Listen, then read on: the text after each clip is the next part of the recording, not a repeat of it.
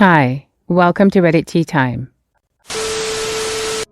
I have a friend who lives a 5-minute drive away from my home. We visit each other often, or at least we used to. My daughter recently graduated high school. She and her friends went to Hawaii on their own, no parents, to celebrate this occasion. My daughter bought a beautiful artificial flower as a souvenir and brought it home. She left it out in the living room so that the entire family and guests could enjoy looking at it.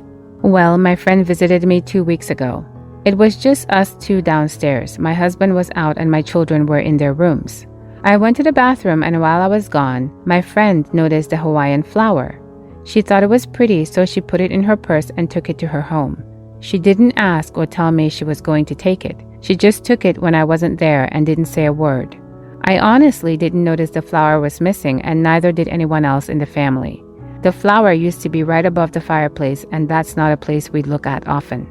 It was only when I visited my friend at her house the following week that she revealed she had taken the flower from our home because she liked it so much.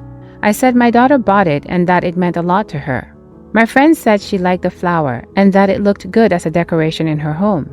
I asked if I could have it back, and my friend asked why. She wanted to know if I didn't think the flower looked good in her home. I told her no, that's not the case. It's just that the flower wasn't hers to take. To this, my friend said that we're good friends and to give it a pass. When I went home, I informed my daughter that the flower she bought was no longer in our home, and she looked dejected and disappointed. I told my daughter I'd make it up to her. My friend and I were supposed to meet up at my place today. My friend texted multiple times asking if I was free, but I didn't respond. I want to distance myself from this friend. If she could steal something that is so sentimental to my daughter, who's to say she won't do it again for something bigger? A few of my other friends have been defending this thief friend, so I'm not sure. Am I the bonehead? Now for some comments. Your so-called friend stole from you. Not only did she steal from you, she took something that was of great sentimental value.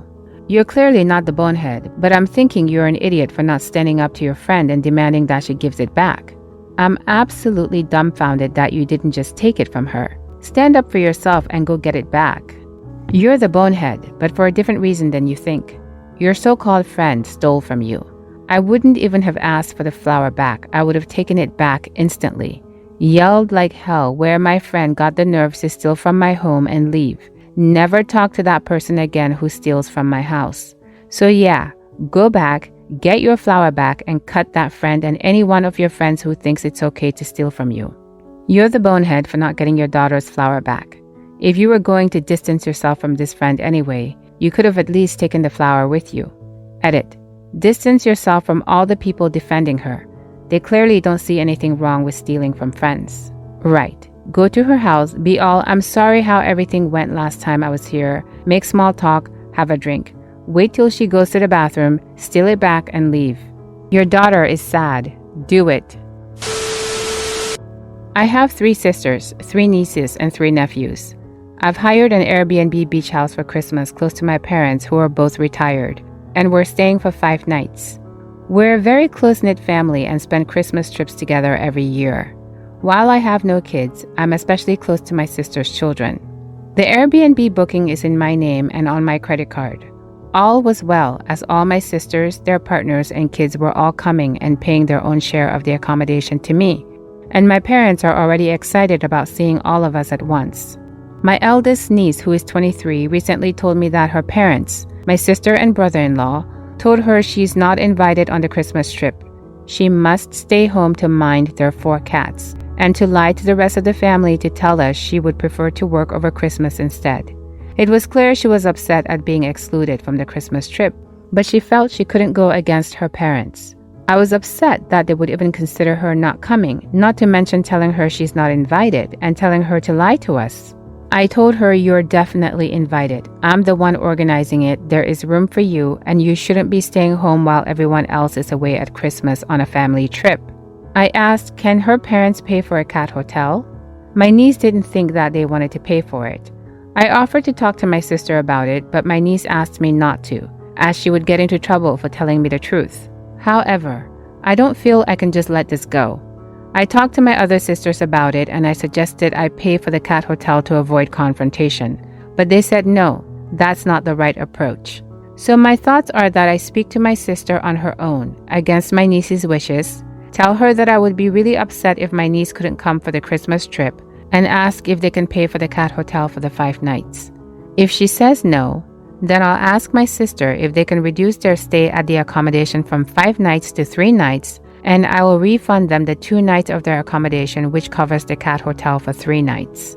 There's a good chance my sister and brother-in-law will get really angry at me suggesting this and say they're not coming at all.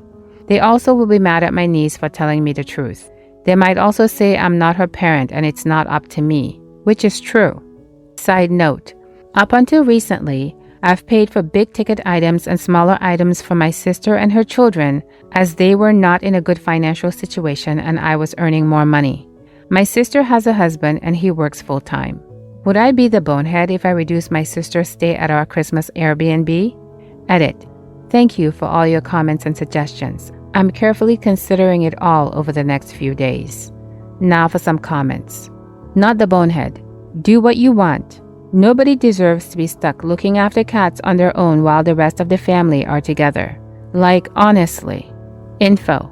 Have your sister and brother-in-law always treated this daughter like the hired help? Because a demand like this out of the blue seems unusual, and I'm concerned it's part of a larger pattern of trashy behavior.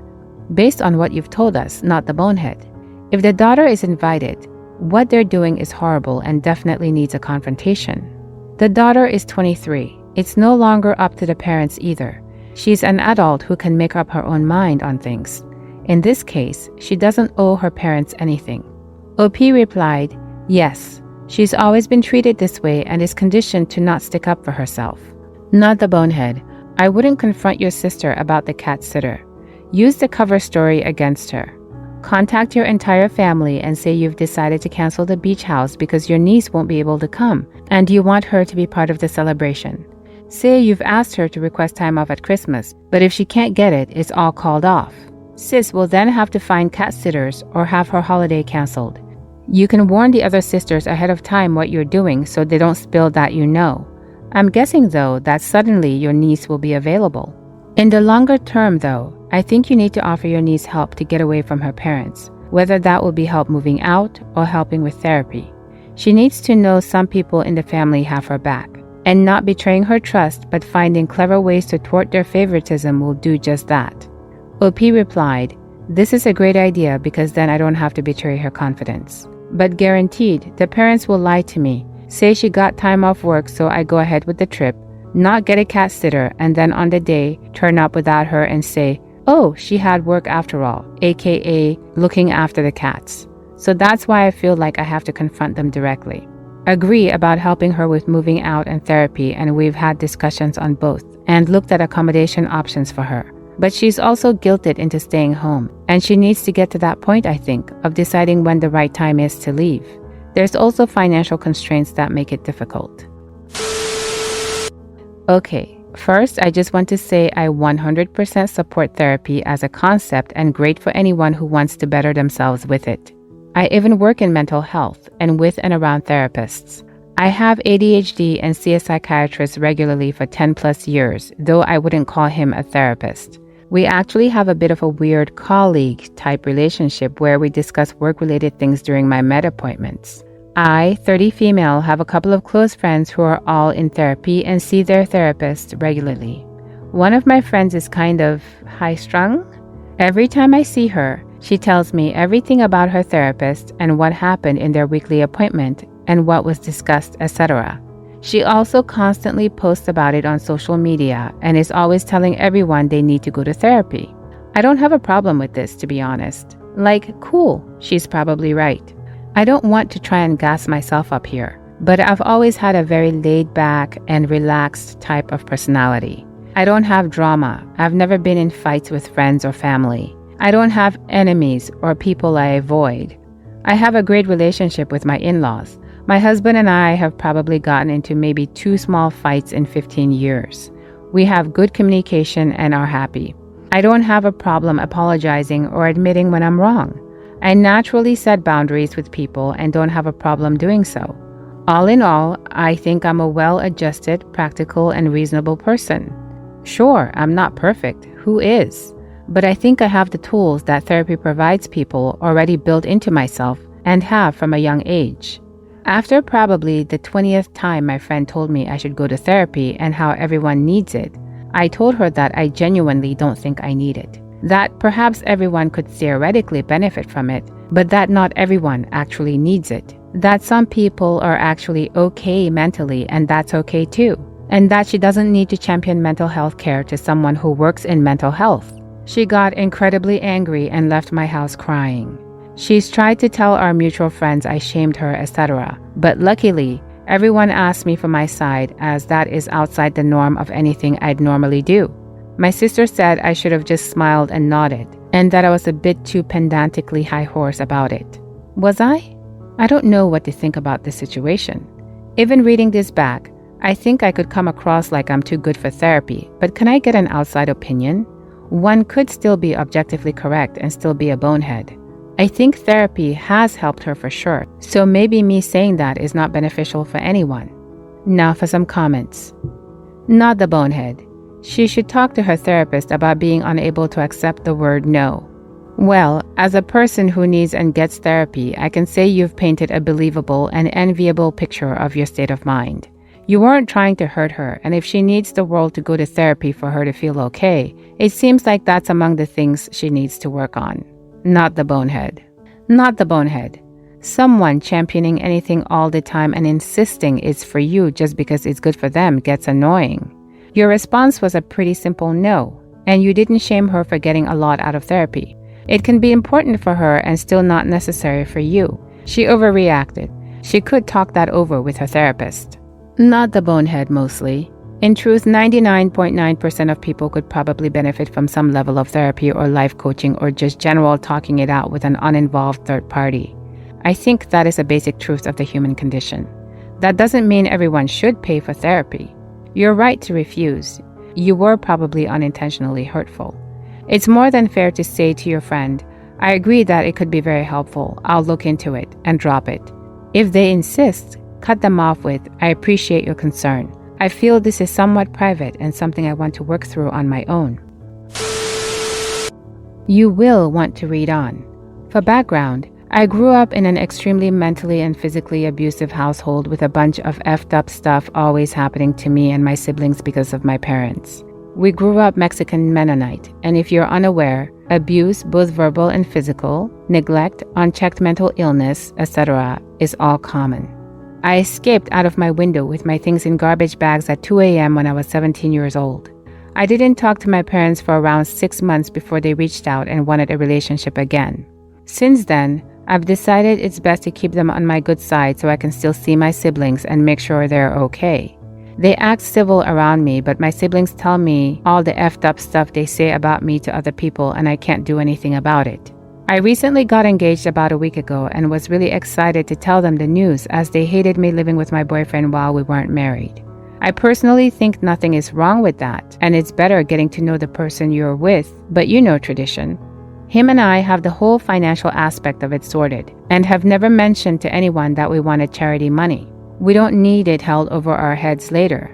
When I told them about the engagement, they didn't have much of a reaction besides saying congratulations. I thought they'd be excited because they're getting what they wanted. Come to find out through my sister that one of the things they discussed together is how they won't be helping with the wedding financially because I moved away from them, so it means they aren't obligated to. This is my final straw. I never wanted them to help, and simply because of this comment, I think I'm going to be uninviting them altogether. Everyone I've mentioned it to thus far has said I'm a bonehead for not inviting them because they won't help financially. I feel guilty even though I've only ever done what they wanted me to, and they have no reason to despise me the way they do. I just don't know if I should make a permanent decision based on this. Am I the bonehead? Now for some comments. Not the bonehead. OP, let's be clear here. You aren't letting them come because they're abusive pieces of crap, not because they won't pay for it. Let's call it what it is. Not the bonehead. It might be helpful to reframe the argument here, just so you have something prepared in case they try to weaponize the parts of your family that you do talk to against you. You didn't uninvite them because they didn't pay.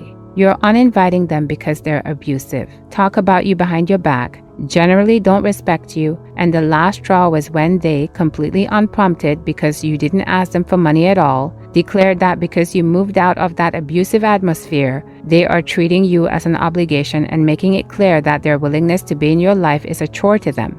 That this comment was the last straw in a giant bale of hail, that your back hurts and you're tired of carrying all that baggage.